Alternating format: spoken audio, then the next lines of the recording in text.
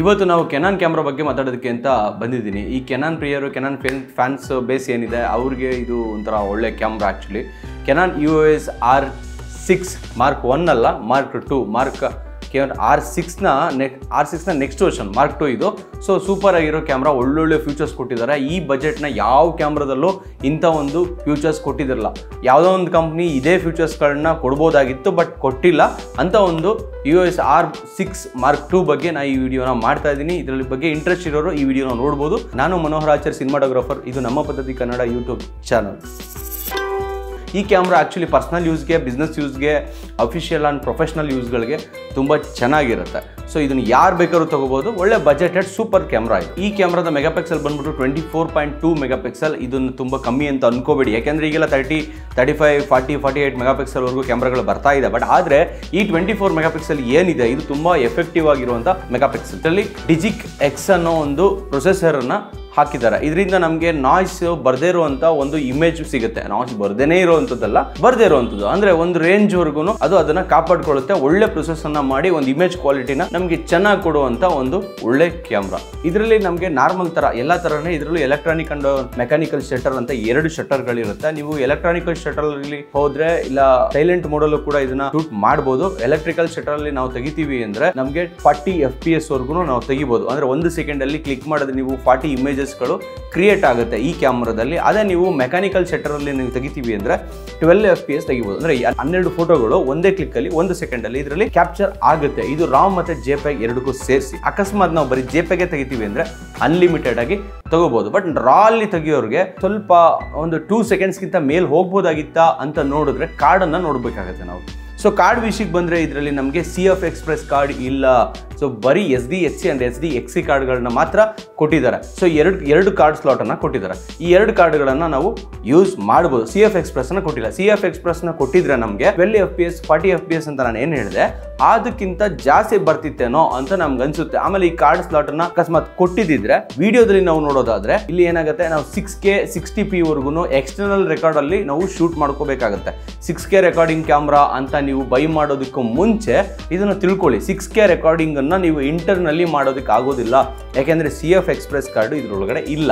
So ಅಕಸ್ಮಾತ್ ನೀವು ಹಂಗೆ ನೋಡೋದಾದ್ರೆ ನೀವು 4Kನ ಮಾಡ್ಬೋದು, 4K 60pನ ಮಾಡ್ಬೋದು, ಫುಲ್ HD 180, 120, 100p ವರೆಗೂ ನೀವು ಮಾಡ್ಬೋದು, ಏನು ತೊಂದರೆ ಇಲ್ಲ. ಆದರೆ ನೀವು 6K ಮಾಡ್ತೀನಿ ಅಂದರೆ ಎಕ್ಸ್ಟರ್ನಲ್ ನಿಂಜಾ ರೆಕಾರ್ಡಿಂಗ್ದು 5 ವರ್ಷನ್ ಮೇಲಿರುತ್ತಲ್ಲ ಅದನ್ನು ನೀವು ಯೂಸ್ ಮಾಡ್ಬೋದು. ಮತ್ತು ಈ ಕ್ಯಾಮ್ರಾದಲ್ಲಿ ಸೆನ್ಸರ್ ಸೇಫ್ಟಿ ವಿಷಯಕ್ಕೆ ಬಂದರೆ ನಮಗೆ ಒಂದು ಶಟರ್ ಸ್ಕ್ರೀನ್ನ ಕೊಟ್ಟಿದ್ದಾರೆ. ನೀವು ಕ್ಯಾಮ್ರಾನ ಆಫ್ ಮಾಡಿದ ತಕ್ಷಣ ಆ ಸ್ಕ್ರೀನ್ ಏನಾಗುತ್ತೆ ಶಟರ್ ಮೇಲೆ ಕವರ್ ಆಗುತ್ತೆ. ಅವಾಗ ಏನಾಗುತ್ತೆ, ನೀವು ಲೆನ್ಸ್ ಚೇಂಜ್ ಮಾಡಬೇಕಾದ್ರೆ ಡಸ್ಟ್ ಹೋಗುತ್ತೆ, ಇನ್ನೊಂದು ಹೋಗುತ್ತೆ ಅಂತ ಭಯ ಪಡುವಂಥ ಅವಶ್ಯಕತೆ ಇಲ್ಲ. ಇದು A7 IV ಸೋನಿ ಕಂಪ್ನಿಯ A7 IV ಇದೆ. ಸೊ ಇದರಲ್ಲೂ ಕೂಡ ಇದರೊಳಗಡೆ ತಂದಿದ್ದಾರೆ. ಇದು ತುಂಬ ಒಳ್ಳೆ ವಿಷಯ. ನಮಗೆ ಸೆನ್ಸರ್ ಸೇಫ್ ಆಗಿರುತ್ತೆ ಅಂದರೆ ಸೊ ಕ್ಯಾಮ್ರಾ ಯೂಸ್ ಮಾಡೋರಿಗೆ ಸಿಗಬಡೆ ಖುಷಿ ಆಗುತ್ತೆ. ಅದು ಒಂದು ಬೆನಿಫಿಟ್ ಇದರಲ್ಲಿ. ಇನ್ನು ಅದನ್ನು ಬಿಟ್ಟು ನಮಗೆ ಬ್ಯಾಟ್ರಿ ಲೈಫಿಗೆ ಬಂದರೆ ಸೇಮ್ EOS R6 Mark 1 ಇದ್ರ ಹಿಂದಿನ ವರ್ಷದಲ್ಲಿ ಯಾವ ಬ್ಯಾಟ್ರಿನ ಯೂಸ್ ಮಾಡಿದ್ರು ಅದೇ ಬ್ಯಾಟ್ರಿನ ಇದರಲ್ಲಿ ಯೂಸ್ ಮಾಡಿದ್ದಾರೆ. ಸೊ ನಾವು ಏನಾದ್ರೂ ವ್ಯೂ ಫೈಂಡರ್ನ ಯೂಸ್ ಮಾಡಿ ತೆಗಿತೀವಿ ಅಂದರೆ 460 ಸಮಥಿಂಗ್ ಏನೋ ಶಾರ್ಟ್ಸ್ಗಳನ್ನ ತಗೋಬಹುದು. ನಾವು ಬರೀ ಸ್ಕ್ರೀನನ್ನು ಯೂಸ್ ಮಾಡಿ ತೆಗಿತೀವಿ ಅಂದರೆ ನಾವು 750, 700 ಈ ಥರ ಶಾರ್ಟ್ಸ್ಗಳನ್ನ ತಗೋಬಹುದು. ಇನ್ನು ವ್ಯೂ ಫೈಂಡರ್ ನೋಡೋದಾದ್ರೆ ನಾವು OLED ವ್ಯೂ ಫೈಂಡರ್ ಇದು. ಇದರಲ್ಲಿ ನಮಗೆ 60 FPS 120 FPS ಒಂದು ಮೋಷನ್ ಅಂದರೆ ಫ್ರೇಮ್ಸ್ ನಾವೇನು ರಿಫ್ರೆಶ್ ರೇಟ್ ಅಂತ ಹೇಳ್ತೀವಿ ಅದು ಇದೆ ಇದರಲ್ಲಿ. ಇದು ನೀವು ಮ್ಯಾನ್ಯುಯಲ್ ಆಗಿ ಹಾಕೋಬಹುದು ಆರಾಮಾಗಿ. ಇದು ಏನು ಯೂಸ್ ಆಗುತ್ತಪ್ಪ ಅಂದರೆ ನಾವೇನಾದರೂ 120p ಅಲ್ಲಿ ಇಲ್ಲ 180p ಅಲ್ಲಿ ರೆಕಾರ್ಡಿಂಗ್ ಮಾಡಬೇಕಾದ್ರೆ ನಮಗೆ ಲೈವ್ ಆಗಿ ಕಾಣಿಸ್ತಾ ಇರುತ್ತೆ. ಸೊ ಲೈವ್ ಸ್ಟ್ರೀಮಿಂಗಾಗಿ ಕಾಣಿಸ್ತಾ ಇರುತ್ತೆ.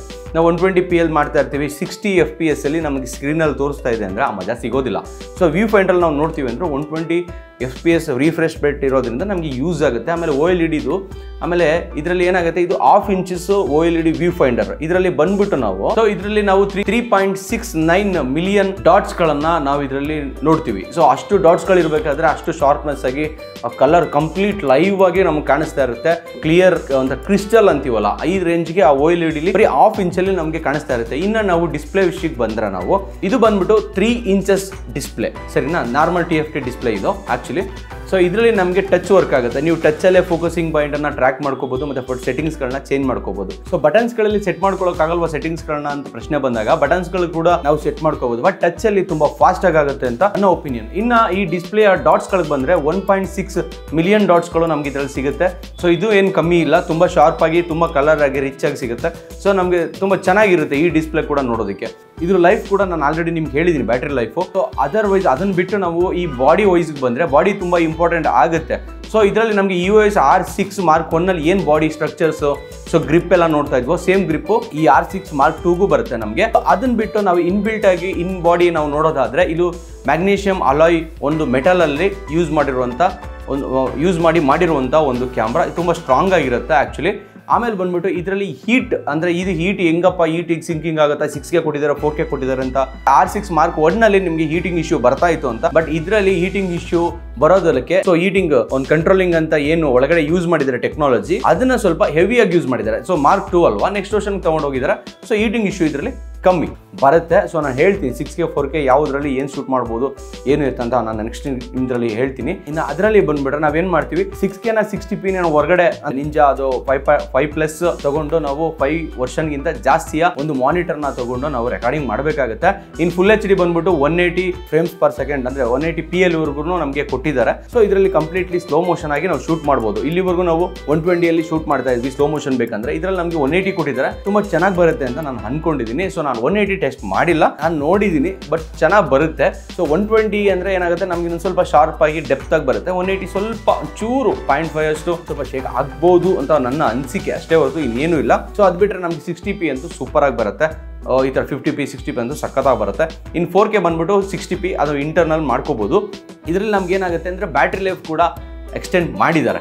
ಸೊ R6 Mark 2 R6 ಅಲ್ಲಿ ನಮ್ಗೆ ಏನಾಗಿತ್ತು ಅಂದ್ರೆ ಕಮ್ಮಿ ಇತ್ತು, ಟೈಮ್ ಲಿಮಿಟ್ ಕೊಟ್ಬಿಟ್ಟಿದ್ರು. ಬಟ್ ಇದರಲ್ಲೂ ಟೈಮ್ ಲಿಮಿಟ್ ಕೊಟ್ಟಿದ್ದಾರೆ, ಬಟ್ ಎಕ್ಸ್ಟೆಂಡ್ ಮಾಡಿದ್ದಾರೆ 20 ಮಿನಿಟ್ಸ್. ಸೊ ಇದರಲ್ಲಿ 4K 60p ನೀವು ಇಂಟರ್ನಲ್ಲಿ ರೆಕಾರ್ಡ್ ಮಾಡ್ತೀನಿ ಅಂತ ಅಂದ್ರೆ 60 ಮಿನಿಟ್ಸ್ ವರೆಗೂ ರೆಕಾರ್ಡ್ ಮಾಡ್ಬೋದು. ಅಕಸ್ಮಾತ್ ನೀವು ಫುಲ್ HD 180p ವರೆಗೂ ಮಾಡ್ತೀನಿ ಅಂದ್ರೆ 50p ವರೆಗೂ ಮಾಡ್ಬೋದು. ನಾವು 180 ವರೆಗೂ ಯಾಕೆ ಕಂಟಿನ್ಯೂ ರೆಕಾರ್ಡ್ ಮಾಡ್ಕೊಳ್ತೀವಿ ಅಲ್ವಾ? ನಾವು ಮಾಡೋದೇ ಒಂದು 60p ವರೆಗೂ 60p ಹಾಕ್ಬಿಟ್ಟು ಕಂಟಿನ್ಯೂ ರೆಕಾರ್ಡ್ ಮಾಡ್ತೀವಿ. 120p ಹಾಕಿ ನಾವು ಮಾಡ್ಬೋದೇನೋ ನನಗೆ ಗೊತ್ತಿಲ್ಲ, ನಾವು ಯಾವತ್ತೂ ಮಾಡಿಲ್ಲ. ಸೊ ನಾವು ಮಾಡಲ್ಲ 120p ಹಾಕ್ಬಿಟ್ಟು ಅಷ್ಟೊಂದು ಲೈವ್ ಆಗಿ ನಾವು ಮಾಡೋದಿಲ್ಲ, 50 ಮಿನಿಟ್ಸ್ ಎಲ್ಲ ಮಾಡಲ್ಲ. ಸೊ ಸ್ಲೋ ಮೋಷನ್ ಎಲ್ಲಿ ಬೇಕೋ ನಾವು ಅಲ್ಲಿ ಕ್ಲಿಪ್ ವೈಸ್ ಮಾಡ್ಕೊಂತೀವಿ. ಅಕಸ್ಮಾತ್ ಇವೆಂಟ್ ಆರ್ಗನೈಸರ್ಸ್ ಇವೆಂಟ್ಗಳಲ್ಲಿ ಲೈವ್ ಒಂದ್ಸರಿ ಸ್ಟಾರ್ಟ್ ಮಾಡಿದ್ರೆ ಕರೆಕ್ಟಾಗಿ ನಡೀತಾನೆ ಇರುತ್ತೆ. ಅಲ್ಲಿಗೆ ಬೇಕಾದ್ರೆ ನೀವು ಇದನ್ನ 50p 60p ಮಾಡ್ಕೊಂತೀನಿ ಅಂದ್ರೆ ಅನ್ಲಿಮಿಟೆಡ್ ಆಗಿ ಮಾಡ್ಬೋದು. ಸೊ ಇದೇನಾಗುತ್ತೆ ಬಾಡಿ ಹೀಟ್ ಆಗುತ್ತೆ, ಬಟ್ ನಿಮ್ ಕ್ಯಾಮ್ರಾ ಆಫ್ ಆಗೋದಿಲ್ಲ ನನ್ನ ಪ್ರಕಾರ ಹೇಳ್ಬೇಕಂದ್ರೆ. ಈ ಲೆಕ್ಕಾಚಾರಕ್ಕೆ ತಗೊಂಡ್ರೆ ಚೆನ್ನಾಗಿದೆ. ಈ ಕೆನಾನ್ EOS R6 Mark 2 ಅಲ್ಲಿ ಫೋಕಸಿಂಗ್ ಫಾಸ್ಟ್ ಇರುತ್ತೆ, ಯಾಕೆಂದ್ರೆ ಇದರಲ್ಲಿ ಜನರೇಷನ್ ಚೇಂಜ್ ಆಗಿದೆ. ಐ ಮೀನ್ ಈ ಫೋಕಸಿಂಗ್ ಏನಿದೆ ಇದನ್ನ Gen 2 ತಗೊಂಡ್ಬಂದಿದ್ದಾರೆ. ನನ್ನ ಲೆಕ್ಕಾಚಾರ ನನ್ನ ಭಾಷೆಯಲ್ಲಿ ಹೇಳ್ಬೇಕಂದ್ರೆ ಇನ್ನೊಂದು ಸ್ವಲ್ಪ ಡ್ಯುಯಲ್ ಅಂತ ಬರುತ್ತೆ ಇದರಲ್ಲಿ, ಟೆಕ್ನಾಲಜಿಕಲಿ ಏನು ವರ್ಡ್ಸ್ ಯೂಸ್ ಮಾಡ್ತೀವಿ ಅದ್ರಲ್ಲಿ ಬರುತ್ತೆ. ಬಟ್ ನನ್ನ ಪ್ರಕಾರ ಹೇಳೋದಂದ್ರೆ ಫೋಕಸ್ಸಿನ ಇನ್ನೊಂದು ಸ್ಟೆಪ್ ಮೇಲೆ ತೊಗೊಂಬಂದಿದೆ. ಸೊ ಹಾಗಾಗಿ ಇದು ಫೋಕಸಿಂಗ್ ಜಾಸ್ತಿ ಆಗುತ್ತೆ. ಹ್ಯೂಮನಲ್ಲಿ ನಮಗೆ ಬಂದ್ಬಿಟ್ಟು ರೈಟ್ ಐ ಬೇಕಾ ಲೆಫ್ಟ್ ಐ ಬೇಕಾ ಅದನ್ನು ನಾವೇ ಡಿಸೈಡ್ ಮಾಡ್ಬೋದು. ಯಾಕೆ ಗೊತ್ತಾ, ಒಂದೊಂದ್ಸರಿ 1.4 1.2 ಲೆನ್ಸಸ್ಗಳನ್ನ ನಾವು ಯೂಸ್ ಮಾಡಿದಾಗ ಅದೇನಾಗುತ್ತೆ ಅಂದರೆ ನಾವು ರೈಟ್ ಐಗೆ ಬೇಕಂದ್ರೆ ಲೆಫ್ಟ್ ಐಗೆ ಫೋಕಸ್ ಆಗ್ತಾ ಇರುತ್ತೆ, ಲೆಫ್ಟ್ ಬೇಕಂದ್ರೆ ರೈಟ್ ಫೋಕಸ್ ಆಗ್ತಾ ಇರುತ್ತೆ. ಸಬ್ಜೆಕ್ಟ್ ಕ್ರಾಸ್ ಆಗಿದ್ದಾಗ ಇಲ್ಲ ನಮಗೆ ಪರ್ಟಿಕ್ಯುಲರ್ ಆಗಿ ಇದೇ ಥರ ಬೇಕು ಅಂತ ಕಷ್ಟ ಆಗ್ತಿತ್ತು. ಬಟ್ ನಾವು ಇದನ್ನು ಸೆಲೆಕ್ಟ್ ಮಾಡ್ಬೋದು. ನಮ್ಗೆ ರೈಟ್ ಬೇಕಂದ್ರೆ ರೈಟ್, ಲೆಫ್ಟ್ ಬೇಕಂದ್ರೆ ಲೆಫ್ಟನ್ನು ನಾವು ಇದರಲ್ಲಿ ಸೆಲೆಕ್ಟ್ ಮಾಡ್ಬೋದು. ಅದೇ ಆಟೋಮೆಟಿಕ್ ಆಗಿ ಫೇಸ್ ಡಿಟೆಕ್ಷನಲ್ಲಿ ಆನ್ ಆಗಿ ಆಟೋ ಫೋಕಸ್ ಆಗ್ತಾ ಇರುತ್ತೆ. ಸೊ ಅದರ್ವೈಸ್ ಬಂದರೆ ನಮಗೆ ಈ ಹಾರ್ಸು ಪ್ಲೈನು ಟ್ರೈನು ಇದನ್ನು ಆ್ಯಡ್ ಮಾಡಿದ್ದಾರೆ. ಆಟೋಮೆಟಿಕ್ ಆಗಿ ಹಾರ್ಸು ಪ್ಲೈನು ಟ್ರೈನು ಆಟೋಮೆಟಿಕ್ ಆಗಿ ತಗೊಂಡು ರೆಕಾಗ್ನೈಸ್ ಮಾಡ್ಕೊಂಡು ಅದೇ ಫೋಕಸ್ ಆಗುತ್ತೆ. ನನ್ನ ಪ್ರಕಾರ ಇದನ್ನು ನೀವು ಮ್ಯಾನ್ಯುವಲ್ ಮಾಡ್ಕೊಳ್ಳಿ. ಆಟೋ ಇರಲಿ, ಆಟೋ ಎಲ್ಲ ಹಾಕೋಬೇಕು ಅಲ್ಲಿ ಹಾಕೊಂಡ್ರೆ ಓಕೆ. ಈಗ ಹಾರ್ಸಲ್ಲಿ ನಾನು ಫೋಕಸ್ ಮಾಡಬೇಕು ಅಂದಾಗ ಹಾರ್ಸ್ ಮೇಲ್ಗಡೆ ಒಬ್ಬ ಕೂತಿರ್ತಾನೆ, ಹಾರ್ಸ್ ಮೇಲ್ಗಡೆ ಹೋಗಿ ಕೂತಿರೋರನ್ನ ನಾವು ಫೋಕಸ್ ಮಾಡಬೇಕು ಅಂತ ನಮ್ಮ ಇಂಟೆನ್ಷನ್ ಇರುತ್ತೆ. ಅದು ಆಟೋಮೆಟಿಕ್ ಹಾರ್ಸ್ನ ತೊಗೊಂಡ್ರೆ ಅಲ್ವಾ? ಸೊ ಆ ಥರ ಒಂದು ಸಂದರ್ಭದಲ್ಲಿ ನೀವು ಆಟೋನ ಆಫ್ ಮಾಡಿ ಸೊ ನೀವು ಮ್ಯಾನ್ಯುಲ್ ಆಗಿ ನೀವು ಫೋಕಸ್ ಮಾಡಿಕೊಂಡ್ರೆ ಆಯಿತು. ನನಗೆ ಹಾರ್ಸ್ ಬೇಡ, ನನಗೆ ಹ್ಯೂಮನ್ ಬೇಕು ಅಂತ ಹಾಕೊಂಡ್ರೆ ಹ್ಯೂಮನ್ ಮಾತ್ರ ಹಾಕ್ತಾರೆ. ಇಲ್ಲ ನನಗೆ ಹಾರ್ಸ್ ಬೇಕು, ಯಾವುದೋ ನೀವು ರೇಸಿಗೆ ಹೋಗಿದ್ದೀರಾ, ನೀವು ಅಲ್ಲಿ ತೆಗಿತಾ ಇದ್ದೀರಾ ಅಂದಾಗ ಹಾರ್ಸನ್ನ ತೆಗಿಬೇಕು ಅಂದಾಗ ಹಾರ್ಸನ್ನ ಹಾಕ್ಕೊಳ್ಳಿ. ನೀವು ಪ್ಲೈನ್ ಇದೆ, ಪ್ಲೈನ್ ಬರ್ತಾ ಇದೆ, ಪ್ಲೈನ್ ತೆಗಿಬೇಕು ಅಂದಾಗ ಪ್ಲೈನ್ ಹಾಕ್ಕೊಳ್ಳಿ. ಇಲ್ಲ ನೀವು ಟ್ರೈನ್ ತೊಗೋಬೇಕಂದ್ರೆ ಟ್ರೈನ್ ಹಾಕ್ಕೊಳ್ಳಿ, ಕಾರ್ ತೊಗೋಬೇಕಂದ್ರೆ ಕಾರ್ ಹಾಕ್ಕೊಳ್ಳಿ. ಸೊ ಎಲ್ಲನೂ ಕಂಪ್ಲೀಟ್ AI ಕೊಟ್ಬಿಟ್ರೆ ಕಷ್ಟ ಆಗ್ಬಿಡುತ್ತೆ. ಸೊ ನನ್ನ ಪ್ರಕಾರ ನಾನು ಒಬ್ಬ ಸಿನಿಮಾಟೋಗ್ರಫರ್ ಆಗಿ ಹೇಳ್ಬೇಕಂದ್ರೆ ಸೊ ಅದರ್ವೈಸ್ ಬಂದಾಗ ನಮಗೆ ಫೋಕಸಿಂಗಲ್ಲಿ ನಮ್ಗೆ ಏನಾಗುತ್ತೆ ಈ ಒಂದು ರೆಕಗ್ನೈಸ್ ಏನಿದೆ ನಮಗೆ ವಿಡಿಯೋದಲ್ಲೂ ಸಿಗುತ್ತೆ, ಫೋಟೋದಲ್ಲೂ ಸಿಗುತ್ತೆ. ಸೂಪರಾಗಿದೆ. ನನಗೆ ಫೋಕಸ್ ವೈಸು ಇದು ಸೂಪರಾಗಿದೆ. ನಾನು ಇದನ್ನು ಯೂಸ್ ಮಾಡಿದ್ದೀನಿ. ಸೊ ನಾವೆಲ್ಲ ಇವೆಂಟ್ಸ್ಗಳಿಗೆ ಹೋದಾಗ ಫಾಸ್ಟ್ ಆಟೋ ಫೋಕಸ್ ನಮಗೆ ಸಿಕ್ಕಾಪಟ್ಟೆ ರಿಕ್ವೈರ್ಮೆಂಟ್ ಇರುತ್ತೆ. ಸೊ ಅದನ್ನು ನಾವು ಯೂಸ್ ಮಾಡಿದ್ದೀನಿ. ನಾನೆಲ್ಲ ಥರ ಆಪ್ರೇಟ್ ಮಾಡಿ ನೋಡಿದಾಗ ನನಗೆ ಫೋಕಸಿಂಗ್ ಸಿಕ್ಕಾಪಟ್ಟೆ ಚೆನ್ನಾಗಿದೆ ಇದರಲ್ಲಿ. ನೆಕ್ಸ್ಟ್ ನಾವು ಕ್ಯಾಮ್ರಾ ಮೇಲೆ ಫ್ಲ್ಯಾಶ್ ಹಾಕೊಂತೀವಲ್ಲ ಆ ಜಾಗ ಹಾರ್ಶೋ ಮೌಂಟೇನ್ ಇದೆ, ಅದರಲ್ಲಿ ನಾವು ಇದರಲ್ಲಿ ವೈರ್ಲೆಸ್ ಮೈಕ್ಗಳನ್ನು ಯೂಸ್ ಮಾಡ್ಬೋದು. ಆದರೆ ಈ ಕೆನಾನಲ್ಲಿ ಹೇಳಿರುವಂಥದ್ದು ಅಂದರೆ ಈ ಕಂಪ್ನಿಯಲ್ಲಿ ಹೇಳಿದೆ. ನೀವು ವೆಬ್ಸೈಟನ್ನು ಓಪನ್ ಮಾಡಿ ನೋಡಿದ್ರೆ ಆ ಮಾಡೆಲ್ ಗೊತ್ತಾಗುತ್ತೆ. ನಾನು ಇಲ್ಲಿ ಮಾಡೆಲ್ ಹೇಳಿದ್ರು ಕೂಡ ನೀವು ತಗೋಬೇಕಾದ್ರೆ ಮರ್ತೋದ್ರೆ ಕಷ್ಟ ಆಗುತ್ತೆ. ಸೊ ಅಲ್ಲಿ ಹೋಗಿ ನೋಡಿ ಆ ಮಾಡೆಲ್ಗಳನ್ನು ನೀವು ತೊಗೊಂಡು ಇದರಲ್ಲಿ ವಿತೌಟ್ ಕೇಬಲ್ ನೀವು ಯೂಸ್ ಮಾಡ್ಬೋದು, ಫ್ಲ್ಯಾಶ್ಗಳನ್ನ ಯೂಸ್ ಮಾಡ್ಬೋದು, ಮೈಕ್ಗಳನ್ನ ಯೂಸ್ ಮಾಡ್ಬೋದು. ಇದೊಂದು ನಮಗೆ ಬೆನಿಫಿಟ್. ಈ ಫಾಸ್ಟಾಗಿ ಹೋಗ್ತಾ ಇರುವಂಥ ಟೈಮಲ್ಲಿ ಅಕಸ್ಮಾತ್ ನಾವು ರೆಕಾರ್ಡಿಂಗ್ ಮಾಡಬೇಕಾದ್ರೆ, ವಿಡಿಯೋ ರೆಕಾರ್ಡಿಂಗ್ ಮಾಡಬೇಕಾದ್ರೆ, ನಾವು ರೀಲ್ಸು ಟಿಕ್ಟಾಕ್ ಅಂತ ಮಾಡಬೇಕಾದ್ರೆ, ನಾವು ಒಂದು ಲ್ಯಾಂಡ್ಸ್ಕೇಪ್ ವಿಡಿಯೋನ ಮಾಡಿದಾಗ ಈ ಥರ ಕ್ರಾಪಿಂಗ್ ನಮಗೆ ಬೇಕಾಗುತ್ತೆ, ಐಡಿಯಾ ಬೇಕಾಗುತ್ತೆ. ಸೊ ಆವಾಗ ಈ ಗ್ರಿಡ್ ಅಂತ ಹೇಳ್ತೀವಲ್ಲ, ಗ್ರಿಡ್ ಲೈನು ಇಲ್ಲ ಫ್ರೇಮು, ನೀವು ಏನಾದರೂ ಕರ್ಕೊಳ್ಳಿ. ಸೊ ಈ ಒಂದು ಆಪ್ಷನ್ ಕೂಡ ಈ ಕ್ಯಾಮ್ರಾದಲ್ಲಿ ಇದೆ. ಅದನ್ನು ನಾವೇನಾದರೂ ಸೆಟ್ ಮಾಡಿದ್ರೆ ಮ್ಯಾನ್ಯುಯಲ್ ಆಗಿ 1:1, 4:3 ಈ ಥರ ನಾವು ಎಷ್ಟು ಬೇಕೋ ಅಷ್ಟು ನಾವು ಸೆಟ್ ಮಾಡಿದ್ರೆ ಆ ಒಂದು ಲೈನ್ ಆ ಡಿಸ್ಪ್ಲೇ ಮೇಲೆ ಬರುತ್ತೆ. ಆ ಒಂದು ಗೆಸ್ ಇಟ್ಕೊಂಡು ನಾವು ವಿಡಿಯೋ ತೆಗೆದಾಗ ಪೋಸ್ಟ್ ಪ್ರೊಡಕ್ಷನಲ್ಲಿ ಈಸಿಯಾಗಿ ನಾವು ಅದನ್ನ ಎಡಿಟ್ ಮಾಡ್ಕೋಬೋದು. ಆಮೇಲೆ ಇದರಲ್ಲಿ ಕಂಪ್ಲೀಟ್ಲಿ ನೀವು ಈ ಕ್ಯಾಮ್ರಾದಲ್ಲಿ ನೀವೇ ಕ್ರಾಪ್ ಮಾಡ್ಕೋಬೋದು, ಎಡಿಟ್ ಮಾಡ್ಕೋಬೋದು. ಈ ಥರ ಎಲ್ಲ ಆಪ್ಷನ್ಸ್ಗಳನ್ನು ಕೊಟ್ಟಿದ್ದಾರೆ. ಇನ್ಸ್ಟೆಂಟ್ ಅದನ್ನು ಮೊಬೈಲ್ ಹಾಕೋಬೇಕು. ಸೊ ಅದನ್ನ ಏನು ಮಾಡ್ಬೋದು? ಸೊ ಇದರಲ್ಲಿ ಏನಾಗುತ್ತೆ ಅಂದರೆ ನಮಗೆ ಶೇರಿಂಗ್ಗೆ ವೈರ್ಲೆಸ್ ಅಂಡ್ ವಿತ್ ವೈರ್ಡ್ ಎರಡೂ ಆಪ್ಷನ್ ಈ ಕ್ಯಾಮ್ರಾದಲ್ಲಿ ಕೊಟ್ಟಿದ್ದಾರೆ. ನೀವು ಕೇಬಲ್ ಹಾಕೊಂಡು ಕೂಡ ಫೈಲ್ನ ಟ್ರಾನ್ಸ್ಫರ್ ಮಾಡ್ಕೋಬಹುದು. ಇಲ್ಲ ನಾವು ವೈರ್ಲೆಸ್ ಟ್ರಾನ್ಸ್ಫರ್ ಮಾಡ್ತೀವಿ ಅಂದ್ರೆ ಡ್ಯುಯಲ್ ಬ್ಯಾಂಡ್ ವೈಫೈ ಒಂದು ಟೆಕ್ನಾಲಜಿನ ಇದರಲ್ಲಿ ಕೊಟ್ಟಿರೋದ್ರಿಂದ ನೀವು ಮೊಬೈಲ್ ಅಪ್ಲಿಕೇಶನ್ಗಳನ್ನ ಯೂಸ್ ಮಾಡಿಕೊಂಡು ತುಂಬಾ ಫಾಸ್ಟ್ ಆಗಿ ಈ ಇಮೇಜ್ಗಳನ್ನ, ವಿಡಿಯೋಗಳನ್ನ ನಿಮ್ಮ ಮೊಬೈಲ್ಗಳಲ್ಲಿ ಹಾಕೊಂಡು ನಿಮ್ಗೆ ಅಲ್ಲೇ ಲೈವ್ ಆಗಿ ಎಡಿಟ್ ಮಾಡಿ ಹಾಕೋಬಹುದು. ಇಲ್ಲ ನನಗೆ ಅದು ಬೇಡ, ನಾನು ಲೈವ್ ಸ್ಟ್ರೀಮಿಂಗ್ ಮಾಡ್ತಾ ಇದ್ದೀನಿ ಅಂದರೆ ಕಂಪ್ಲೀಟ್ಲಿ ನೀವು ಕ್ಯಾಮ್ರಾಯಿಂದ ಲ್ಯಾಪ್ಟಾಪ್ಗೆ ವೈರ್ಡ್ ಆಗಿ ಕನೆಕ್ಟ್ ಮಾಡ್ತಾ ಇದ್ದಂಗೆ ಇದು ಏನಾಗುತ್ತೆ ಅಂದರೆ ಇದೊಂಥರ ಲ್ಯಾಪ್ಟಾಪಲ್ಲಿ ಇನ್ಬಿಲ್ಟ್ ಬರುತ್ತಲ್ಲ ಕ್ಯಾಮ್ರಾ, ಆ ಲೆಕ್ಕಾಚಾರ ಆಗಿಬಿಡುತ್ತೆ. ಸೊ ಇದನ್ನು ನೀವು ಲೈವ್ ಸ್ಟ್ರೀಮಿಂಗ್ ಮಾಡ್ಕೋಬೋದು. ಯಾವ್ದಾರ ಒಂದು ಲೆಕ್ಚರಿಂಗ್ ನೀವು ತೊಗೊತಾ ಇದ್ದೀರಾ, ಅದನ್ನು ವೆಬ್ಸೈಟಲ್ಲಿ ಆಲ್ರೆಡಿ ಲೈವ್ ಆಗಿ ಸ್ಟೂಡೆಂಟ್ಸ್ಗಳನ್ನ ನೋಡ್ತಾ ಇದ್ದಾರೆ ಅಂದರೆ ಬೆಸ್ಟ್ ಕ್ಯಾಮ್ರಾ, ಇದನ್ನು ನೀವು ಆರಾಮಾಗಿ ತೊಗೋಬೋದು. ಇಲ್ಲ ನಾನು ಯೂಟ್ಯೂಬರು, ನಾನು ಲೈವ್ಗೆ ಹೋಗ್ತಾ ಇದ್ದೀನಿ, ನಾನು ಫೇಸ್ಬುಕ್ಕು ಇನ್ಸ್ಟಾಗ್ರಾಮ್ನ ಜಾಸ್ತಿ ಯೂಸ್ ಮಾಡ್ತೀನಿ, ಲೈವ್ಗೆ ಹೋಗ್ತಾ ಇದ್ದೀನಿ ಅಂದರೆ ಆರಾಮಾಗಿ ನೀವು ತೊಗೋಬೋದು. ಇಲ್ಲ ಯಾವುದೋ ಒಂದು ಫಂಕ್ಷನ್ ನಡೀತಾ ಇದೆ ಅದನ್ನು ಲೈವ್ ಸ್ಟ್ರೀಮಿಂಗ್ ಮಾಡ್ತೀನಿ ಅಂದರೂ ಆರಾಮಾಗಿ ನೀವು ಲೈವ್ ಸ್ಟ್ರೀಮಿಂಗ್ ಮಾಡ್ಕೋಬೋದು. ಟೆಕ್ನಾಲಜಿ ಸಿಕ್ಕಾಬಡೆ ಫಾಸ್ಟ್ ಆಗಿದೆ ಅಪ್ಪ. ಎಷ್ಟು ಫ್ಯೂಚರ್ಸ್ಗಳು ಕೊಟ್ಟಿದ್ದಾರೆ ಅಂದರೆ ಎಷ್ಟು ಹೇಳಿದ್ರು ಕಮ್ಮಿ. ನಾನು ಇದರಲ್ಲಿ ಹೇಳ್ತಾ ಇರೋದು ಭಾಳ ಇಂಪಾರ್ಟೆಂಟು ಫ್ಯೂಚರ್ಸ್ ಮಾತ್ರ. ನಮ್ಗೆ ಏನು ಇಂಪಾರ್ಟೆಂಟ್, ಏನು ಯೂಸ್ ಆಗುತ್ತೋ ಅದು. ಮತ್ತು ಈ ಚಾನಲ್ಗೆ ಯಾರಾದರೂ ಸಬ್ಸ್ಕ್ರೈಬ್ ಆಗಿಲ್ಲ ಅಂದರೆ ಇವಾಗಲೇ ಸಬ್ಸ್ಕ್ರೈಬ್ ಮಾಡ್ಕೊಳ್ಳಿ, ಮತ್ತು ಒಂದು ಮೆಸೇಜನ್ನು ಹಾಕಿ. ಸೊ ನಾವು ಅಕಸ್ಮಾತ್ ನಿಮ್ಗೆ ಏನಾದರೂ ಇದ್ರ ಬಗ್ಗೆ ಇನ್ನೊಂದು ಇನ್ಫಾರ್ಮೇಷನ್ ಗೊತ್ತಾಯಿತು ಅಂದರೆ, ಯಾಕೆ ನಿಮ್ಮ ಜೊತೆಲಿ ಇಷ್ಟೋ ಜನ ನೋಡ್ತಾ ಇರ್ತಾರೆ ಇದನ್ನು, ಅವ್ರಿಗೂ ಇದನ್ನು ಗೊತ್ತಾಗುತ್ತೆ. ಇದು ನೆಗೆಟಿವ್ ಹಾಕಿ ಪಾಸಿಟಿವ್ ಹಾಕಿ, ಸೊ ಅವಾಗ ಎರಡೂ ನೋಡ್ತಾರೆ. ನಾನು ಅಷ್ಟೇ ಯಾವಾಗಲೂ ಹೇಳ್ಬೇಕಾದ್ರೆ ನೆಗೆಟಿವ್ ಪಾಸಿಟಿವ್ ಎರಡೂ ಹೇಳ್ತೀನಿ ಇದರಲ್ಲಿ. ಅದು ಬಂದ್ಬಿಟ್ಟು ನನಗೆ ಇದರಲ್ಲಿ ಏನು ಇಷ್ಟ ಆಗಲಿಲ್ಲ ಅಂದರೆ, ಇದರಲ್ಲಿ ಪೋರ್ಟ್ಗಳು ನೋಡೋದಾದರೆ ನಮಗೆ ಹೆಡ್ಫೋನ್ ಮತ್ತು ಈ ಮೈಕ್ ಜಾಕ್ ಎರಡೂ ಕೊಟ್ಟಿದ್ದಾರೆ. Good, super. ಕೆಲವೊಂದರಲ್ಲಿ ಬರೀ ಒಂದೇ ಒಂದು ಪಾರ್ಟ್ ಕೊಟ್ಟಿರ್ತಾರೆ, ಅದರಲ್ಲಿ ಮೈಕ್ ಹಾಕೋದಾ ಹೆಡ್ಫೋನ್ ಹಾಕೋದಾ ಫುಲ್ ಕನ್ಫ್ಯೂಷನ್, ಸರಿನಾ? ಅದನ್ನು ಬಿಟ್ಟು ನಮಗೆ ಇದರಲ್ಲಿ ಒಂದು ಟೈಪ್ ಸಿ ಪೋರ್ಟನ್ನು ಕೊಟ್ಟಿದ್ದಾರೆ. ನೀವು ಇನ್ಬಿಲ್ಟಲ್ಲಿ ಅಂದರೆ ರೆಕಾರ್ಡಿಂಗ್ ಟೈಮಲ್ಲೇ ನೀವು ಚಾರ್ಜ್ ಮಾಡ್ಕೊಂಡು ರೆಕಾರ್ಡ್ ಮಾಡ್ಕೋಬೋದು. ಸೊ ಆ ಥರ ನಾವು ಬ್ಯಾಟ್ರಿ ಖಾಲಿಯಾಗಿ ಹೋಗುತ್ತೆ, ಇನ್ನೇನು ಮುಗಿದೋಗುತ್ತೆ ಅನ್ನೋ ಗಾಬರಿ ಪಡೋವಾಗಿಲ್ಲ. ನಿಮ್ಮ ಹತ್ರ ಒಂದು ಪವರ್ ಬ್ಯಾಂಕ್ ಇತ್ತಾ, ಸೊ ಹಾಕಿದ್ರಾ, ಸೊ ಸಿ ಪೋರ್ಟ್ಗೆ ಹಾಕಿದ್ರಾ, ವಿತ್ ಚಾರ್ಜಿಂಗ್ ನೀವು ಆರಾಮಾಗಿ ರೆಕಾರ್ಡ್ ಮಾಡ್ಬೋದು. ಆ ಥರ ಇರುತ್ತೆ. ಫೈಲ್ ಟ್ರಾನ್ಸ್ಫರ್ಗೂ ಆಗ್ಬೋದು. ಬಟ್ ಇದರಲ್ಲಿ ಮಿನಿ ಮೈಕ್ರೋ HDMI ಕೇಬಲ್, ಅಂದರೆ ನಾವು OTG ಕೇಬಲ್, ಹಳೆ ಮೊಬೈಲ್ಗಳು ಚಾರ್ಜಿಂಗ್ ಕೇಬಲ್ ಹಾಕ್ತಾ ಇದ್ವಲ್ಲ, ಆ ಒಂದು ಕೇಬಲ್ ಕೊಟ್ಟಿದ್ದಾರೆ. ಇದೊಂಥರ ನನಗೆ ಇಷ್ಟೊಂದೆಲ್ಲ ಒಳ್ಳೊಳ್ಳೆ ಹೈ ಫ್ಯೂಚರ್ಸ್ಗಳನ್ನ ಕೊಟ್ಬಿಟ್ಟು ಇದು ಯಾವುದೋ ಇಷ್ಟೇ ಉದ್ದ ಕೊಟ್ಬಿಟ್ಟಿದ್ದಾರೆ. ಸೊ ನನಗೆ ಅದು ಅನಿಸುತ್ತೆ, ನನಗೆ ಯಾವ್ದಾರ ಇನ್ನೊಂದು HDMI ಥರ ಈ ಥರ ಏನೋ ಟೆಕ್ನಾಲಜಿ ಈ ಥರ ಎಲ್ಲ ಕೊಡ್ಬೋದಾಗಿತ್ತಲ್ವಾ ಅಂತ ಅನ್ನಿಸ್ತು. ನನಗೆ ಅದೊಂದೇ ಸ್ವಲ್ಪ ಮೈನಸ್ಸಾಗಿ ಕಂಡಿತ್ತು. ನಾನು ಅವಾಗಲೇ ಹೇಳಿದೆ, ಕಮೆಂಟ್ ನೀವು ಮಾಡಬೇಕಾದ್ರೂ ಅಷ್ಟೇ ಇದೆಲ್ಲ ಮೈನಸ್ಸು ಮಾಡಿ ಪ್ಲಸ್ಸು ಮಾಡಿ, ನಿಮ್ಗೆ ಏನು ಅನಿಸುತ್ತೋ ಆರಾಮಾಗಿ ಮಾಡಿ. ಈ ಚಾನಲ್ನ ಸಬ್ಸ್ಕ್ರೈಬ್ ಮಾಡ್ಕೊಳ್ಳಿ. ನಿಮ್ಗೆ ಇದನ್ನು ಈ ವಿಡಿಯೋಸ್ ಯಾರಿಗೆ ಯೂಸ್ ಆಗುತ್ತೋ ಅವ್ರಿಗೆ ಕಳಿಸಿ. ಹೊಸದಾಗಿ ನೀವು ಬೈ ಮಾಡ್ತಾ ಇದ್ರೆ ಈ ಕ್ಯಾಮ್ರಾ ಬಗ್ಗೆ ಇದು ಒಳ್ಳೆ ಇನ್ಫಾರ್ಮೇಷನ್ ಅಂತ ನಾನು ಅನ್ಕೋತೀನಿ. ಅದ್ರ ಜೊತೆಗೆ ಇದರಲ್ಲಿ ಏನಾಗುತ್ತೆ, ನಿಮ್ಗೆ ಏನಾದರೂ ನೀವು ಪೋರ್ಟ್ರೇಟ್ ಫ್ಯಾಷನ್ ಫೋಟೋಗ್ರಾಫರ್ಸ್ ಆಗಿದ್ದರೆ, ನಿಮ್ಗೆ ಏನಾದರೂ ಇದ್ದರೆ, ಆ ಥರ ಏನಾದರೂ ಇದ್ದರೆ ಇದರಲ್ಲಿ ರಿಮೋಟನ್ನು ಹಾಕೊಳ್ಳಿಕ್ಕೂ ಕೂಡ ನಿಮಗೆ ಒಂದು ಪೋರ್ಟ್ ಕೊಟ್ಟಿದ್ದಾರೆ. ಅದನ್ನು ಕೂಡ ನೀವು ಸಂಪೂರ್ಣವಾಗಿ ಯೂಸ್ ಮಾಡ್ಕೋಬೋದು. ಪ್ರೀ ಕ್ಯಾಪ್ಚರಿಂಗ್ ಟೆಕ್ನಾಲಜಿ ಯಾವಾಗ ಬಂತು ಅದು ಎಲ್ಲ ಕ್ಯಾಮ್ರಾದಲ್ಲೂ ಸ್ಪ್ರೆಡ್ ಆಗ್ತಾನೇ ಇದೆ. ಇದು ಅಷ್ಟೇ 0.3 ಸೆಕೆಂಡ್ಸಲ್ಲಿ ನಿಮಗೆ ಮುಂಚೆಗೇ ರೆಕಾರ್ಡ್ ಆಗೋದಕ್ಕೆ ಈ ಕ್ಯಾಮ್ರಾ ಸ್ಟಾರ್ಟ್ ಮಾಡಿಬಿಡುತ್ತೆ. ಅಂದರೆ ನೀವು ಫೋಟೋ ತೆಗಿಬೇಕಂದ್ರೂ ಅಷ್ಟೇ, ಸೊ 0.3 ಸೆಕೆಂಡ್ಸ್ ಮುಂಚಿತವಾಗಲೇ ನಿಮಗೆ ಯಾವ್ದಾದ್ರು ಫೋಟೋಸ್ ಏನಾದರೂ ಮೂಮೆಂಟ್ ಇದ್ದರೆ ಆರಾಮಾಗಿ ನೀವು ಇದರಲ್ಲಿ ಆಟೋಮೆಟಿಕ್ಕಾಗಿ ಅದು ಕಾರ್ಡಲ್ಲಿ ಬಂದುಬಿಟ್ಟಿರುತ್ತೆ. ನೀವು ಕ್ಯಾಪ್ಚರ್ ಮಾಡಿಲ್ಲ ಅಂದರೂ ಅದು ಬಂದುಬಿಟ್ಟಿರುತ್ತೆ. ಈಗ ಫಾರ್ ಎಕ್ಸಾಂಪಲ್ ಏನೋ ಒಂದು ಕಾರ್ ಹೋಗ್ತಾ ಇದೆ, ಇದು ಫಸ್ಟ್ ಸ್ಟಾಪಿಂದ ಸೆಕೆಂಡ್ ಸ್ಟಾಪಿಗೆ ಬರಬೇಕು, ಒಂದು ವೀಲ್ ತಿರುಗಬೇಕು. ಸೊ ನೀವು ಅದು ರನ್ ಆದ್ಮೇಲೆ ಕ್ಲಿಕ್ ಮಾಡ್ತೀರಾ, ಬಟ್ ಅದು ರನ್ ಆಗೋಕ್ಕೂ ಮುಂಚೆ ಕ್ಲಿಕ್ ಮಾಡ್ಕೊಂಡಿರುತ್ತೆ. ನೀವು ವಿಡಿಯೋ ಮಾಡ್ತಾ ಇದ್ದೀರಾ, pre video recording mode option ಕೂಡ ಇದರಲ್ಲಿ ಇದೆ. ಇದನ್ನು ನೀವೇ ಸೆಟ್ ಮಾಡ್ಕೊಬೋದು. 0.3 ಸೆಕೆಂಡ್ಸ್ ಮುಂಚೆ ಬೇಕಾ, ಇಲ್ಲ 5 ಸೆಕೆಂಡ್ಸ್ ಮುಂಚೆ ಬೇಕಾ ಅಂತ ನೀವೇ ನೋಡಿಕೊಂಡು ಸೆಟ್ ಮಾಡ್ಕೋಬೋದು. ಇದು ತುಂಬ ಒಳ್ಳೆ ಟೆಕ್ನಾಲಜಿ ಆ್ಯಕ್ಚುಲಿ ಹೇಳ್ಬೇಕಂದ್ರೆ. ಯಾಕೆಂದರೆ ಕೆಲವೊಂದು ಸರಿ ನಮ್ಮ ಕೈಯಲ್ಲೂ ಇರೋದಿಲ್ಲ, ಏನೋ ಆ ಮೂಮೆಂಟ್ ಆದಮೇಲೆ ನಾವು ಕ್ಲಿಕ್ ಮಾಡಿಬಿಟ್ಟಿರ್ತೀವಿ. ಸೊ ಅದಕ್ಕೂ ಮುಂಚೆ ಕ್ಯಾಮ್ರಾನೇ ಕ್ಲಿಕ್ ಮಾಡ್ಕೊಂಡಿರುತ್ತೆ, ನಮಗೆ ಆ ಫುಟೇಜ್ ಬಂದ್ಬಿಟ್ಟಿರುತ್ತೆ. ಆರಾಮಾಗಿ ನಾವು ಅದನ್ನು ತೊಗೊಂಡು ಯೂಸ್ ಮಾಡ್ಕೋಬೋದು. ಸೊ ನಾನು ಈಗ ನೆಕ್ಸ್ಟ್ ಹೇಳೋದಂಥ ವಿಷಯ ಎಲ್ಲ ಕ್ಯಾಮ್ರಾದಲ್ಲೂ ಇದೆ, ಇದರಲ್ಲೂ ಇದೆ. ಇದು 8 ಸ್ಟಾಪ್ವರೆಗೂ ಇದೆ. ಏನಪ್ಪ ಅದು ಅಂದರೆ ಇಮೇಜ್ ಸ್ಟೆಬಿಲೈಸೇಷನ್.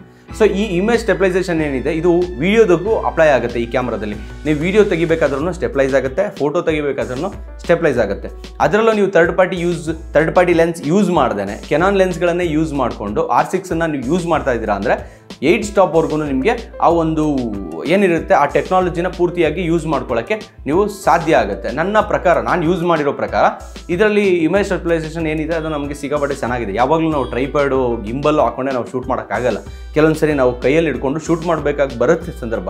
ಯಾವುದೋ ನಾವು ಟ್ರಿಪ್ಗೆ ಹೋಗಿದ್ದೀವಿ, ಅಫಿಷಿಯಲ್ಗೆ ಮನೆ ಯೂಸ್ಗೆ ಅಂತ ಈ ಕ್ಯಾಮ್ರಾ ತೊಗೊಂಡಿದ್ದೀವಿ. ಸೊ ಅದು ನಾವು ಯೂಸ್ ಮಾಡ್ಕೋಬೋದು. ಈ ಟೆಕ್ನಾಲಜಿ ಇರ್ಬೇಕಾದ್ರೆ ನಾವು ಯೂಸ್ ಮಾಡ್ಕೊಬೋದು. ನಮ್ಮ ಹತ್ರ ಟ್ರೈಪಾಡ್ ಇದೆ, ಗಿಂಬಲ್ ಇದೆ, ಹಾಕೊಂಡ್ಬಿಡ್ತೀವಿ. ನಾವೆಲ್ಲರೂ ಹೊರಗಡೆ ಹೋದಾಗ ಟ್ರೈಪಾಡ್ ಹಾಕಿ ಗಿಂಬಲ್ ತೊಗೊಂಬನ್ನಿ ಅಂತ ಹೇಳೋಕ್ಕಾಗತ್ತಾ? ಇಲ್ಲ. ಆರಾಮಾಗಿ ನಾವು ಇದನ್ನು ಯೂಸ್ ಮಾಡ್ಕೋಬೋದು. ವೀಡಿಯೋ ತೆಗಿಬೇಕು ಅಂದ್ರೂ ಆರಾಮಾಗಿ ಯೂಸ್ ಮಾಡ್ಕೋಬೋದು. ಒಂದು ಫೋಟೋ ತೆಗಿಬೇಕಾದ್ರೆ ನಾವು ಸೆಟ್ಟಿಂಗ್ಸ್ಗಳನ್ನ ಮಾಡಬೇಕಾದ್ರೆ ನೀವು ಏನು ನೋಡ್ಕೊಂಡು ಮಾಡ್ಕೊಳ್ತೀವಿ? ಸೊ ಕಲರ್ಸು ಮತ್ತು ಬ್ರೈಟ್ನೆಸ್ಸು, ಕಾಂಟ್ರಾಸ್ಟು, ಡಾರ್ಕ್, ಈ ಶಾಡೋಸು, ಮಿಡ್ ಟೋನು ಏನೇನೋ ಇರುತ್ತೆ. ಸೊ ಇದನ್ನೆಲ್ಲ ನೋಡ್ಕೊಂಡು ನಾವು ಸೆಟ್ಟಿಂಗ್ಸ್ಗಳನ್ನ ಮಾಡ್ಕೊಂಡು ಪಿಕ್ಚರ್ ಓಕೆ ಆದ ತಕ್ಷಣ ಕ್ಲಿಕ್ ಮಾಡ್ತೀವಿ ಅಲ್ವಾ? ಸೊ ಇದಕ್ಕೆ ನಮ್ಗೆ ಹೆಲ್ಪ್ ಮಾಡುವಂಥ ಸೆಟ್ಟಿಂಗ್ಸ್ ಏನಂದರೆ ನಾವು ಏನು ಯೂಸ್ ಮಾಡ್ತೀವಿ ಅಂದರೆ ಜೀಬ್ರಾಸ್ ಅಂತ ಯೂಸ್ ಮಾಡ್ತಾ ಇದ್ವಿ. ಇದರಲ್ಲಿ 80%, 70%, 90% ಅಂತ ಲೈನ್ಸ್ಗಳು ಬರ್ತಿತ್ತು. ಇದು ಏನಪ್ಪ ಅಂದರೆ ತುಂಬ ಹಾರ್ಡ್ ಲೈಟ್ ಇರುವಂಥದ್ದು, ಬಿಳಿಸ್ಕೊಳ್ಳುವಂಥದ್ದು, ಬಿಸಿಲು ಜಾಸ್ತಿ ಇರುವಂಥದ್ದು ಇದು ಬರ್ತಾ ಇತ್ತು. ಬಟ್ ಈ ಮಾಡೆಲಲ್ಲಿ ಏನು ಮಾಡಿದ್ದಾರೆ, ನಮಗೆ ಇನ್ನೊಂದು ಸ್ವಲ್ಪ ಆರಾಮ್ ಮಾಡಿಕೊಟ್ಟಿದ್ದಾರೆ. ಇದರಲ್ಲಿ ನಮಗೆ ಫಾಲ್ಸ್ ಕಲರ್ ಅಂತ ಬರುತ್ತೆ. ಈ ಫಾಲ್ಸ್ ಕಲರ್ನ ನೀವು ಆನ್ ಮಾಡ್ಕೋಬೋದು. ಯಾವ್ಯಾವುದಕ್ಕೆ ಯಾರೇನು ಬೇಕು ಅಂತಲೂ ನೀವು ಸೆಟ್ ಮಾಡ್ಕೋಬೋದು ಅಂತ ನನ್ನ ಅನಿಸಿಕೆ. ಓಕೆ, ಹೆಂಗೆ ಅಂದರೆ ಫಾರ್ ಎಕ್ಸಾಂಪಲ್ ತುಂಬ ಹೆವಿ ಬಿಸಿಲಿದೆ ಅಂದರೆ ರೆಡ್ ಕಲರ್ ಬರೋ ಥರ, ತುಂಬ ಶ್ಯಾಡೋ ಇದೆ ನಾವು ರಿಕವರಿನೇ ಮಾಡೋಕ್ಕಾಗಲ್ಲ ಅಂದರೆ ಅಲ್ಲೊಂದು ಏನೋ ಗ್ರೀನೋ ಇಲ್ಲ ಏನೋ ಒಂದು ಪಿಂಕೋ ಯಾವುದೋ ಬರೋ ಥರ ಫಾಲ್ಸ್ ಕಲರ್ ಅಂತ ಕೊಟ್ಟಿರ್ತಾರೆ. ಅಂದರೆ ಜೀಬ್ರಾ ಬದಲಾಗಿ ಇನ್ನೊಂದು ಕಲರ್ ಇದರಲ್ಲಿ ಅಪ್ಲೈ ಆಗುತ್ತೆ. ನಾವು ಇವು ಕನ್ಸಿಡರ್ ಮಾಡಬೇಕಾದ್ರೆ ಅದು ತುಂಬ ಹೆಲ್ಪ್ ಆಗುತ್ತೆ. ಸೊ ಇದರಲ್ಲಿ ಏನಾಗುತ್ತೆ, ನಾವು ನಿಕಾನಲ್ಲಿ ಎನ್ಲಾಗು, ಸೋನಿಲಿ ಎಸ್ಲಾಗು, ಕೆನಾನ್ ಲಾಗ್ ಅಂತ ಯೂಸ್ ಮಾಡ್ತೀವಿ. ಸೊ ಇದರಲ್ಲಿ ಲಾಗ್ 3 ಇನ್ಬಿಲ್ಟಾಗಿ ನಿಮಗೆ ಬರುತ್ತೆ. ಅಕಸ್ಮಾತ್ ಲಾಗಲ್ಲಿ ಯಾರಾದರೂ ಶೂಟ್ ಮಾಡೋರು ಇದ್ದರೆ, ಅಕಸ್ಮಾತ್ documentary makers, wedding cinematographers, short film makers ಈ ಥರ ಯಾರಾದರೂ ಇದ್ದರೆ ನಿಮಗೆ ಇದನ್ನು ಕಂಪ್ಲೀಟ್ಲಿ ನೀವು ಯೂಸ್ ಮಾಡ್ಕೋಬೋದು. ಕಂಪ್ಲೀಟ್ಲಿ ನಿಮ್ಮ 6K 60p ರೆಕಾರ್ಡಿಂಗ್ ಕೊಟ್ಟಿದ್ದಾರೆ ಅಂದರೆ ನಿಮ್ಗೆ ಮಲ್ಟಿ ಯೂಸ್ ಆಗೋಗುತ್ತೆ. ಇದು ಸೂಪರ್ ಆಗಿರುತ್ತೆ. ಸೊ ಫೈನಲಿ ಏನಂದರೆ ನನಗೆ ಇದರಲ್ಲಿ ಇಷ್ಟ ಆಗಿರುವಂಥದ್ದು ಏನಂದರೆ ಇದರಲ್ಲಿ ಏನಾಗುತ್ತೆ, ಡ್ಯುಯಲ್ ಬ್ಯಾಂಡ್ ವೈಫೈಯನ್ನು ಕೊಟ್ಟಿದ್ದಾರೆ. ಸೊ ಫಾಸ್ಟಾಗಿ ಮೂವ್ ಮಾಡ್ಕೋಬೋದು. ಎರಡನೇದು 4K ಬಂದ್ಬಿಟ್ಟು 60p ವಿತೌಟ್ ಕ್ರಾಪಿಂಗ್ ಕೊಟ್ಟಿದ್ದಾರೆ. ನಮಗೆ ಎಲ್ಲ ಕ್ಯಾಮ್ರಾದಲ್ಲೂ ಈಗ ಆಲ್ಮೋಸ್ಟ್ ಕ್ರಾಪಿಂಗ್ ಬರ್ತಾ ಇದೆ. ಇದರಲ್ಲಿ ಒಂದು ಪಾಯಿಂಟ್ ಕೂಡ ಕ್ರಾಪ್ ಆಗೋದು. ಅಲ್ಲಿ ಫುಲ್ಲಾಗಿ ನಮಗೆ 4K 60p ವಿತೌಟ್ ಕ್ರಾಪಿಂಗ್ ಸಿಗುತ್ತೆ. ಸೊ ನನ್ನ ಪ್ರಕಾರ ಇದು ಈ ಒಂದು ಫ್ಯೂಚರ್ಸ್ಗಳನ್ನ ಇಟ್ಕೊಂಡು, ಇದೊಂದು ಫ್ಯೂಚರ್ನ ಇಟ್ಕೊಂಡೇ ಈ ಕ್ಯಾಮ್ರಾನ ತೊಗೊಂಡ್ಬಿಡ್ಬೋದು ನಾವು. ಅಂಥ ಒಳ್ಳೆ ಫ್ಯೂಚರ್ ಇದು, ಯೂಸ್ ಮಾಡೋರ್ಗಂತೂ ಸಖತ್ತು ಫ್ಯೂಚರ್ ಇದು. ಸೊ ಅದನ್ನು ಬಿಟ್ಟರೆ ನಮಗೆ ಬ್ಯಾಟ್ರಿ ಲೈಫು ಸೂಪರ್ ಆಗಿದೆ, ಫೋಕಸಿಂಗ್ ಅಲ್ಟಿಮೇಟ್ ಆಗಿದೆ. ಈ ಬಜೆಟ್ಗೆ, ಈ ವರ್ಷನ್ಗೆ, ಈ ಕ್ಯಾಮ್ರಾಗೆ ಸಖತ್ತಾಗಿದೆ. ಅದನ್ನು ಬಿಟ್ಟರೆ ನಮಗೆ ತುಂಬ ಬೇಜಾರಾಗುವಂಥದ್ದು ವಿಷಯ ಅಂದರೆ ಕಾರ್ಡ್ ಸ್ಲಾಟು. ಕೆನಾನ್ ಕಂಪ್ನಿ ಅಂತ ಬಂದಾಗ ನಮಗೆಲ್ಲ ಸ್ವಲ್ಪ ಟಾಪ್ ಆ್ಯಂಡ್ ಕಾರ್ಡ್ಸ್ಗಳನ್ನ ಯೂಸ್ ಮಾಡ್ಬೋದು ಅನ್ನೋ ಒಂದು ಮೆಂಟಾಲಿಟಿ ಇರುತ್ತೆ. ಬಟ್ ಈ ಮಾಡೆಲಲ್ಲಿ ಯಾಕೆ ನಮಗೆ ಈ ಕಾರ್ಡನ್ನು ಕೊಟ್ಟಿದ್ದಾರೆ ಅಂತ ನಮಗೂ ಗೊತ್ತಿಲ್ಲ. ಬಟ್ ಇದೊಂದೇ ಬೇಜಾರು, ಅದರ್ವೈಸ್ ಎಲ್ಲ ಸೂಪರ್ ಆಗಿದೆ ಇದರಲ್ಲಿ. ಹಂಗೆ ಬಂದರೆ ನಮಗೆ ಲೈವ್ ಸ್ಟ್ರೀಮಿಂಗು ತುಂಬ ಚೆನ್ನಾಗಿದೆ. ಇಂಟರ್ನಲ್ ರೆಕಾರ್ಡಿಂಗ್ ಟೈಮಲ್ಲೇ ನಾವು ಚಾರ್ಜಿಂಗ್ ಮಾಡ್ಕೊಬೋದು. ಆಮೇಲೆ ಈ ಥರ ಒಂದು ಒಳ್ಳೆ ಕ್ಯಾಮ್ರಾದಲ್ಲಿ ಇಷ್ಟೊಂದೆಲ್ಲ ಫ್ಯೂಚರ್ಸ್ ಕೊಟ್ಟಿರೋದು ಇದೇ ನನ್ನ ಪ್ರಕಾರ ಫಸ್ಟ್ ಟೈಮು. ಯಾಕೆಂದರೆ ಈಗ ಏನಾಗ್ತಾ ಇದೆ, A7 M4 ಸೋನಿ ಕ್ಯಾಮ್ರಾಗಳಲ್ಲೆಲ್ಲ ಇದೆಲ್ಲ cinema line camera. Sony camera ಅಂದ್ರೆ ಆ ಲೆಕ್ಕಾಚಾರಕ್ಕೆ ಬಂದುಬಿಡುತ್ತೆ. ಬಟ್ ಆದರೆ ಈ ಸೋನಿ ಕ್ಯಾಮ್ರಾದಲ್ಲಿ ಏನಾಗ್ಬಿಟ್ಟಿದೆ ಅಂದರೆ ನಮ್ಗೆ ಇಷ್ಟೆಲ್ಲ ಫ್ಯೂಚರ್ಸ್ಗಳು ಇದರಲ್ಲಿ ಸಿಕ್ಕಿಲ್ಲ ಸೋನಿದು. ಬಟ್ ಅದೇ ಫ್ಲಾಗ್ಶಿಪ್ಪಲ್ಲಿ R6 Mark II ಅಲ್ಲಿ ಸಿಕ್ಕಿದೆ. ಸೊ ಇದು ಒಂದು ಖುಷಿ ವಿಷಯ. ಅದರಲ್ಲಿ ಏನಕ್ಕೆ ಬಿಟ್ಟಿಲ್ಲ ಏನು ಅಂತ ನನಗೆ ಗೊತ್ತಿಲ್ಲ. ಬಟ್ ಅಂದರೆ ಅಲ್ಲಿ ಏನಾಗುತ್ತೆ ಅಂದರೆ ಈ ಕ್ಯಾಮ್ರಾದಲ್ಲಿ ಬಿಟ್ಟರೆ ಇನ್ನೊಂದು ಕ್ಯಾಮ್ರಾದೂ ಈ ಕ್ಯಾಮ್ರಾನು ಕಂಪೇರ್ ಮಾಡಿ ಸೇಮ್ ಮಾಡಿಬಿಡ್ತಾರ ಏನೋ ಒಂದು ಮೆಟಾಲಿಟಿ ನನಗೆ ಗೊತ್ತಿಲ್ಲ ಅದು. ಬಟ್ ಈ ಕ್ಯಾಮ್ರಾದಲ್ಲಿ ಕೊಟ್ಟಿರುವಂಥ ಡಬಲ್ ಫ್ಯೂಚರ್ಸ್ ಅದರಲ್ಲಿ ಕೊಡ್ಬೋದಿತ್ತು ಅನ್ನೋದು ನನ್ನ ಒಂದು ಥಿಂಕಿಂಗ್ ಅಷ್ಟೇ. ಬಟ್ ಬಜೆಟ್ ವೈಸ್ ಹೋದರೆ ಅದು ಸಿಕ್ಕಾಪಟ್ಟೆ ಒಳ್ಳೆ ಕ್ಯಾಮ್ರಾ. A7 M4 ತುಂಬ ಒಳ್ಳೆ ಕ್ಯಾಮ್ರಾ. ನೀವೇನಾದರೂ ಸೋನಿ ಪ್ರಿಯರ್ ಆಗಿದ್ದರೆ ಅದರದ್ದು ಕೂಡ ಒಂದು ವಿಡಿಯೋ ಇದೆ, ನೀವು ಈ ಚಾನಲಲ್ಲಿ ಸಿಗುತ್ತೆ, ಇಲ್ಲ ಡಿಸ್ಕ್ರಿಪ್ಷನಲ್ಲಿ ನಾನು ಅದರ ಲಿಂಕ್ ಕೊಟ್ಟಿರ್ತೀನಿ, ನೀವು ಅದ್ರ ಬಗ್ಗೆ ತಿಳ್ಕೊಬೋದು. ಸೊ ಅದನ್ನು ಬಿಟ್ಟರೆ ನಮಗೆ ನಿಕಾನ್ ಕೂಡ ಅಷ್ಟೇ ತುಂಬ ಟೆಕ್ನಾಲಜಿ ಮುಂದಕ್ಕೆ ಬರ್ತಾ ಇದೆ. ನಿಕಾನ್ನಲ್ಲಿ ಹೊಸ ಕ್ಯಾಮ್ರಾ ಆದ Z8 ಬಗ್ಗೆ ನಾನು ವಿಡಿಯೋ ಮಾಡಿದ್ದೀನಿ, ಅದನ್ನು ಡಿಸ್ಕ್ರಿಪ್ಷನಲ್ಲಿ ಲಿಂಕ್ ಕೊಡ್ತೀನಿ. ನೀವು ಬೇಕಾದರೆ ನಿಕಾನ್ ಪ್ರಿಯರ್ ಆಗಿರೋ ಅದನ್ನು ನೀವು ನೋಡ್ಬೋದು. ಸೊ ಫೈನಲಿ ನನ್ನ ಒಂದು ಉದ್ದೇಶ ಏನಂದರೆ, ನಮಗೇನಾದರೂ ಗೊತ್ತಿದ್ದರೆ ನಾವು ಅದನ್ನು ಹೇಳಬೇಕು. ನಮ್ಗೆ ಗೊತ್ತಿಲ್ಲ ಅಂದರೆ ಕೇಳಿ ತಿಳ್ಕೊಬೇಕು, ಏನೂ ತಪ್ಪಿಲ್ಲ, ಸರಿನಾ? ಈ ಥರ ಒಂದು ಉದ್ದೇಶ ಇಟ್ಕೊಂಡು ನಾನು ಈ ವಿಡಿಯೋನ ಮಾಡ್ತಾ ಇದ್ದೀನಿ. ನಿಮ್ಗೆ ಈ ವಿಡಿಯೋ ಇಷ್ಟ ಆದರೆ ಲೈಕ್ ಮಾಡಿ, ನಿಮ್ಗೆ ಯಾವ್ದಾದ್ರು ಬೇರೆ ವಿಡಿಯೋ ಮಾಡಬೇಕಂದ್ರೆ ಕಮೆಂಟ್ ಮಾಡಿ. ಸೊ ಟೋಟಲಿ ಈ ಚಾನಲನ್ನು ಸಬ್ಸ್ಕ್ರೈಬ್ ಮಾಡ್ಕೊಳ್ಳಿ. ಈ ವಿಡಿಯೋ ಯಾರಿಗೆ ಯೂಸ್ ಆಗುತ್ತೋ ಈ ವಿಡಿಯೋನ ಅವ್ರಿಗೆ ಶೇರ್ ಮಾಡಿ. ಜೊತೆಲೇ ಇರೋಣ, ಮತ್ತೆ ಇನ್ನೊಂದು ವಿಡಿಯೋದಲ್ಲಿ ಮೀಟ್ ಆಗೋಣ. ನಾನು ಮನೋಹರ್ ಆಚಾರ್ ಸಿನಿಮಾಟೋಗ್ರಾಫರ್. ಇದು ನಮ್ಮ ಪದ್ಧತಿ ಕನ್ನಡ ಯೂಟ್ಯೂಬ್ ಚಾನಲ್.